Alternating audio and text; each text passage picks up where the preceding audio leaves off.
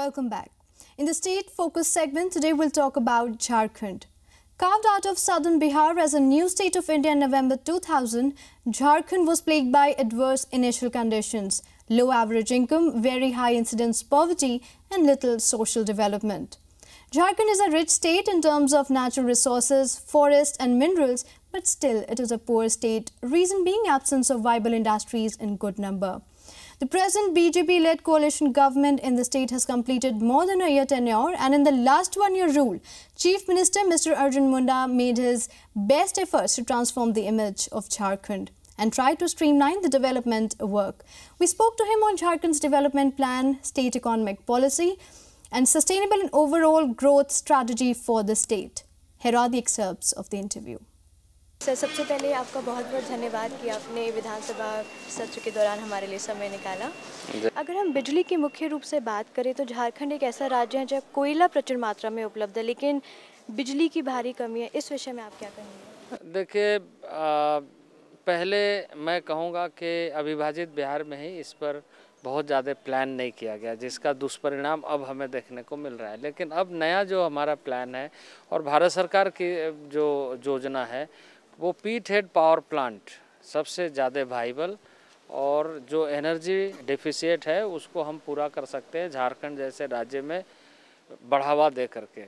तो जहां हम यहां पर जनरेशन को आगे बढ़ा रहे हैं, वहीं ट्रांसमिशन को, वहीं डिस्ट्रीब्यूशन को, और अभी मेरा एक व्यापक नेटवर्क तैयार करने का है ट्रांसमिशन का, ताकि हम ड्रॉ कर सकें, क्योंकि रूरल एरिया में हमको क्वालिटी पावर सप्लाई करना है। तो ये हम कोशिश कर रहे हैं कि ट्रांसमिशन नेटवर्क हो और नए जनरेशन के भी, प्राइवेट सेक्टर से भी और स्टेट के तरफ से भी अभी कुछ जॉइंट वेंचर के भी इनिशिएटिव लिए जा रहे हैं। तो ये सारा प्रयास चल रहा है।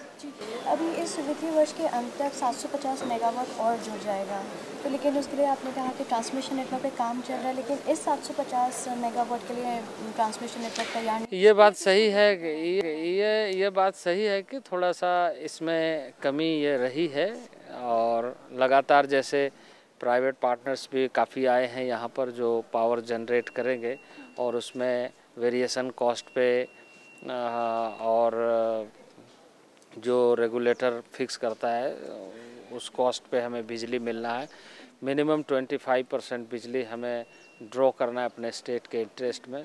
तो उसके लिए जो नेटवर्क की ज़रूरत है, वो नेटवर्क की कमी है, उसी को हम दूर करने के लिए प्रयास कर रहे हैं। हमें कमियां देखने के बाद उसका समाधान ढूंढना है, बल्कि आलोचना पर मैं विश्वास नहीं रखता।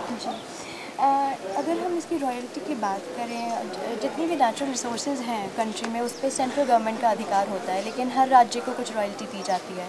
तो आपको क्या लगता है कि जो जिस प्रोपोर्शन में रॉयल्टी दी जा रही है उसमें सुधार की कुछ आवश्यकता है, सो दैट जिस राज्य में वो रिसोर्सेज अवेलेबल है वहाँ का भी विकास हो सके? देखिए, ग्लोबल इकोनॉमी है। ग्लोबल इकोनॉमी में भारत सरकार को इस बात का ध्यान रखना चाहिए कि फेडरल स्ट्रक्चर कंट्री है, और इसमें इस बात का ध्यान रखना चाहिए कि स्टेट का ओन रिसोर्सेज जनरेट का क्या क्या अपॉर्चुनिटी है। जब आप ग्लोबल इकोनॉमी में कोल को लेकर के या जिस किसी को भी उस इकोनॉमी के साथ देखते हैं, तो जो मार्केट राइज होता है, मार्केट प्राइस बढ़ता है, तो उसी ढंग से कोल में भी, रॉयल्टी में भी उसी ढंग से बढ़ोतरी होना चाहिए, जिसको हम एड वॉलरम कहते हैं। और लगातार standing committee on energy, standing committee on coal, planning commission, ये सारे मंत्रालय मैं समझता हूँ कि सहमत है, ये सारे विभाग सहमत है, और जो पार्लियामेंट की जो कमेटी है वो सहमत है, लेकिन कोल मंत्रालय सहमत नहीं है। ये दुर्भाग्य का विषय है, और मेरी गहरी आपत्ति है कि राज्यों के साथ ये नाइंसाफ़ी हो रहा है। सर, आपका ये भी कहना रहा है कि केंद्र सरकार की दोहरी नीति रही है राज्यों के प्रति। जो कांग्रेस शासित राज्य हैं उनको एडिशनल ग्रांट मिलता है, लेकिन झारखंड जैसे राज्यों को पर्याप्त मात्रा में भी आर्थिक सहायता नहीं मिल पाई।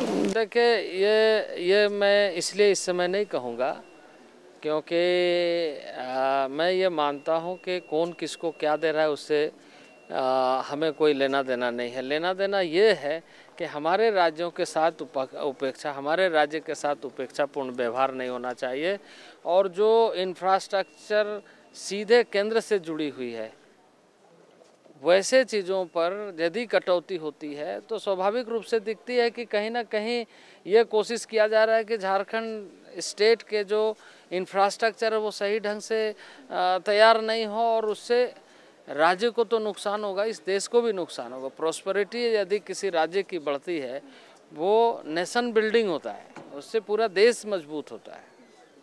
सर, अगले 3 वर्षों में झारखंड के विकास के लिए आपकी आर्थिक नीति क्या रहेगी और उद्योग जगत को आप क्या मैसेज देना चाहेंगे? देखिए, एक तो हमारा डिफरेंट लेयर के, मैंने इकोनॉमिक लेयर के पॉपुलेशन है। एक है जो जिसकी बाइंग कैपेसिटी बहुत ही लोअर है, तो उसको हम सस्टेनेबल ग्रोथ के तरफ ले जाएंगे, ऐसा अगले 3 वर्षों में हमारा लक्ष्य है। उसके लिए हमने स्किल डेवलपमेंट के तहत कैसे हम उसको जोड़ सके, उसके जो लाइवलीहुड मिशन है उसको हम कैसे सक्सेसफुल बना सके। इसके साथ साथ ही एक मिडिल क्लास है जिसमें इंटरप्राइजिंग कल्चर को हम ज़्यादा डेवलप कैसे कर सके ताकि वो ग्रोथ पार्टनर हो सके, और प्रोडक्टिविटी के साथ कैसे अधिक से अधिक जुड़े, ये हमारा कोशिश है। तीसरा ये है कि जो बड़े इंडस्ट्री के साथ में इंसलरी डेवलपमेंट को लेकर के काम करते हैं तो उसको हम कैसे करके आगे बढ़ाएं, ये हमारा प्रयास है।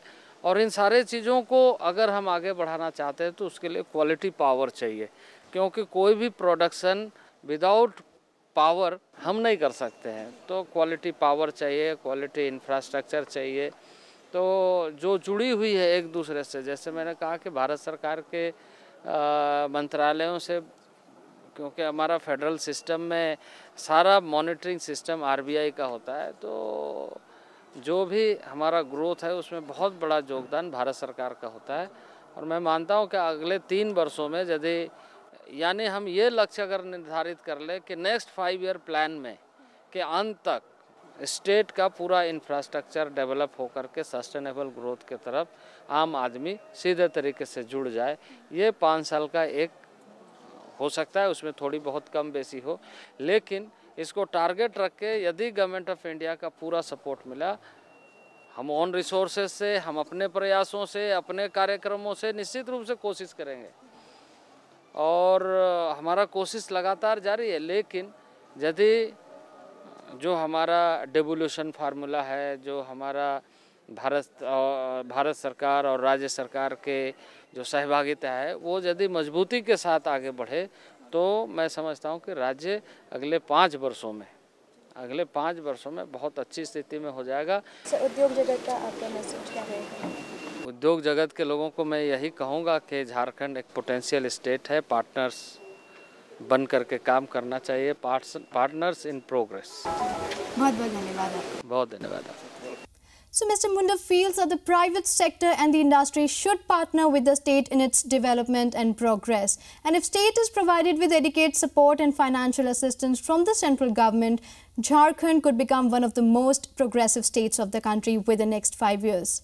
People in the state want development and the government is working all together to meet their aspirations.